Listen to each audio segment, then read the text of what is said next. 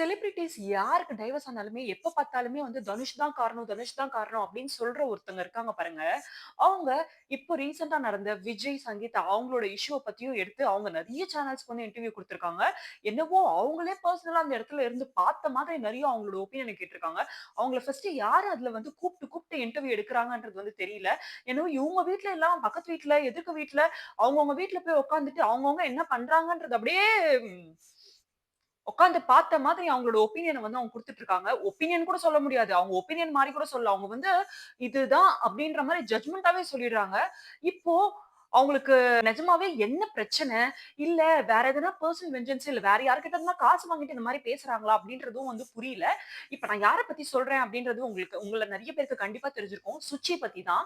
அவங்களுக்கு என்னதான் பிரச்சனைன்றது வந்து நிஜமாவே எனக்கு புரியல. இவங்க அப்ப பேசுன நெறைய விஷயங்கள் வந்து எப்படி வந்து நெறைய பேர் காது குடுத்து கேட்டுட்டு இருக்காங்க. எப்படி இன்னும் தனுஷ் வந்து இவங்க மேல வந்து ஒரு கேஸ் போடாம இருக்காருன்ற நெறைய கேள்விகள் நம்ம எல்லாருக்குமே வருது. இப்போ விஜய், சங்கீதாவ மட்டும் அவங்க விடுவாங்களா? அவங்க என்னென்னலாம் பேசியிருக்காங்க அப்படின்றத பத்தி தான் நம்ம இந்த வீடியோல பார்க்க போறோம். வீடியோக்குள்ள போறதுக்கு முன்னாடி என்னோட யூடியூப் சேனல சப்ஸ்கிரைப் பண்ணாதவங்க சப்ஸ்கிரைப் பண்ணிக்கோங்க. அப்பதான் நான் போடுற எல்லா வீடியோஸுமே உங்களுக்கு உடனே வந்து சேரும். வீடியோக்குள்ள போலாமா? நம்ம எல்லாருக்குமே தெரியும். சுச்சி அ ஒரு சில விஷயங்கள்னால வந்து சில பாதிப்புல இருந்து, அவங்க வந்து அதுக்கு வந்து அவங்க தனுஷ் காரணம், ஒரு சில செலிபிரிட்டீஸ் காரணம், அவங்க புருஷனே காரணம் அப்படின்னு வந்து சொல்லிட்டு இருந்தாங்க. அது உண்மையா? பொய்யா? அப்படின்றது வந்து நம்மளுக்கு தெரியாது. அதுக்குள்ள நம்ம தேவையில்ல. இருந்தாலுமே வந்து ஒரு பர்ட்டிகுலர் ஹீரோயின வந்து இவங்களுக்கு வந்து இந்த மாரி பிரச்சனைகள் இருக்கு. இவங்க வந்து ஒரு சேம் ஜெண்டர்ல இருக்கவங்க கூட தான் வந்து ஒரு ரிலேஷன்ஷிப்ல இருப்பாங்க. அப்படின்லாம் சொன்னாங்க. இப்ப வந்து இவங்க வந்து இண்டஸ்ட்ரியில இருக்க செலிபிரிட்டீஸையும் விட்டு வைக்கல. சேம் ஜெண்டர்ல இருந்து நெறைய செலிபிரிட்டீஸ் கூடயும் வந்து அவங்க இருக்க ஆரம்பிச்சுட்டாங்க அப்படின்ற மாதிரி, கொஞ்சம் கூட வந்து ஒரு பொண்ணா இருந்துட்டு இன்னொரு பொண்ண பத்தி இப்படி பேசுறோமே, ஒருத்தவங்களோட கேரக்டர வந்து இப்படி அசாசினேட் பண்றோமே அப்படின்ற குற்ற உணர்ச்சி ஒண்ணுமே இல்லாம உட்கார்ந்து பேசிட்டு இருக்காங்க. எனக்கு தெரியல, இவங்களுக்கு யார் இந்த மாரியான தைரியத்த குடுக்குறா? அண்ட் முன்னாடி தனுஷ பத்தி நெறைய விஷயங்கள் பேசியிருக்காங்க. அது உண்மையா? பொய்யா? அப்படின்ற டாபிக் உள்ள நம்ம தேவையில்ல. ஆனா, இவங்க இவ்ளோ பேசியிருக்காங்க அப்படின்னா, நயன்தாரா வந்து அவங்களோட டாக்குமெண்ட்ரில வந்து ஒரு சில விஷயங்கள ஆட் பண்ணாங்க அப்படின்றதுக்காகவே, தனுஷ் அவர்கள் வந்து அந்த டாக்குமெண்ட்ரில வந்து இது மாரிலாம் வரக்கூடாது அப்படின்றதுக்காக கேஸே போட்டுட்டு இருந்தாரு அப்படின்றது வந்து நமக்கு தெரியும். அப்ப இவங்க இவ்ளோ பேசுறாங்க அப்படின்னா, எப்படி இவங்க மேல கேஸ் போடாம இருந்தாரு? அப்படின்ற ஒரு சில விஷயங்களும், ஒரு சில தாட்ஸும் நம்ம மைண்ட்ல கண்டிப்பா வரதான் செய்யும். அண்ட் அது வரலன்னா, நீங்க இன்னும் அந்த விஷயத்த பத்தி நீங்க இன்னும் டீப்பா சிந்திக்கணும் அப்படின்னு தான் நான் சொல்வேன். அப்படி இருக்கும்போது, சங்கீதா அவர்கள் வந்து விஜய் கூட வாழ்றதுக்கு இஷ்டம் இல்லன்ற மாதிரி டைவர்ஸ்க்கு அப்ளை பண்ணியிருக்காங்க. அண்ட் அதுக்கு வந்து ஒரு பர்ட்டிகுலர் ஹீரோயின் தான் வந்து காரணம். அவங்க கூட வந்து நான் சொல்லியும் கூட அவர் வந்து இந்த மாரி ஒரு ரிலேஷன்ஷிப்ல இருந்தாரு. அது நான் யாருன்னு வந்து என்ன ஃபோர்ஸ் பண்ணி இன்னும் வேற மாதிரி அவங்க ஏதாவது பண்ணியிருந்தாங்கன்னா, நான் கண்டிப்பா அத பத்தி ஃபியூச்சர் இதுல நான் சொல்ல வேண்டிய சிச்சுவேஷன் வந்துச்சுன்னா, நான் சொல்லுவேன்னும் சொல்லியிருக்காங்க. அது உண்மையா, பொய்யா அப்படின்றது வந்து கேஸ் நடக்கும்போது தான் தெரியும். அண்ட் விஜய் அவர்களும் அவர் சைட்ல இருந்து அவரு ஏதாவது வீடியோ வெளியிட்டாரு, இல்ல அதுக்கு அப்போஸ் பண்ற மாரி ஏதாவது போஸ்ட்டோ, இல்ல ஏதாவது நியூஸோ ஏதாவது வந்துச்சுன்னா தான் நம்மளுக்கு தெரியும். அத பத்தி தெரியறதுக்கு முன்னாடி வந்து ஒருத்தவங்கள பத்தி வந்து இப்படி பேசுறது அப்படின்றது அவதூறா பேசுறதுன்றது வந்து ரொம்பவே தவறான ஒரு விஷயம். ஒருத்தவங்களுக்கு ஒரு ரிலேஷன்ஷிப் பிடிக்கலன்னா, அந்த ரிலேஷன்ஷிப்ப விட்டுட்டு வேற ரிலேஷன்ஷிப்க்கு போறதுக்கு அவங்களுக்கு எல்லா உரிமையும் இருக்கு. ஆனா ப்ராப்பரா அந்த ரிலேஷன்ஷிப்ப முடிச்சுட்டு போகணும். அவங்க கிட்ட ஒரு ப்ராப்பர் க்ளோஷர் குடுக்கணும். அண்ட் எனக்கு இது ப்ரொலாங் பண்ண தேவையில்லன்னு எனக்கு தோணுது அப்படின்ற மாதிரியான சில விஷயங்கள பேசிட்டு தான் இன்னொரு ரிலேஷன்ஷிப்க்கு போணும். இவரு அந்த மாரி பண்ணாரா? இல்லையான்றது வந்து நம்மளுக்கு தெரியல. நான் ஏற்கனவே சொன்ன மாதிரி, இது வந்து கோர்ட்ல கேஸ் போயி, அதுல வர ஜட்ஜ்மெண்ட் வச்சு, இல்ல இவங்க 2 பேர் தரப்புல இருந்தும் அவங்களோட நியாயங்கள எடுத்து வைக்கும்போது தான் தெரியும். இது நிஜமாவே நடந்திருக்கா? நடக்கலையா? அப்படின்றது. இத பத்தி வந்து விஜயோட அம்மா கிட்ட விசாரிக்கும்போது, என் மருமக ரொம்ப நல்லவ. அவ வந்து குழந்தைகள வந்து ரொம்ப அழகாவே பார்த்துட்டு இருந்திருக்கா. இவங்க 2 பேருக்குள்ள இந்த மாரி ஒரு பிரச்சனை போயிட்டு இருக்கு. இவங்க வந்து டைவர்ஸ் அப்ளை பண்றாங்க அப்படின்ற விஷயமே எனக்கு தெரியாது. எனக்கு இப்ப தான் தெரிய வந்துச்சு அப்படின்ற மாதிரி அவங்க அம்மா சொன்னாங்க அப்படின்றத வந்து அ நம்ம வந்து பார்க்க முடியுது. அவங்க அம்மாவும் அத பத்தி அட்ரஸ் பண்ணி பேசியிருக்காங்கன்றத வந்து நம்மளால பார்க்க முடியுது.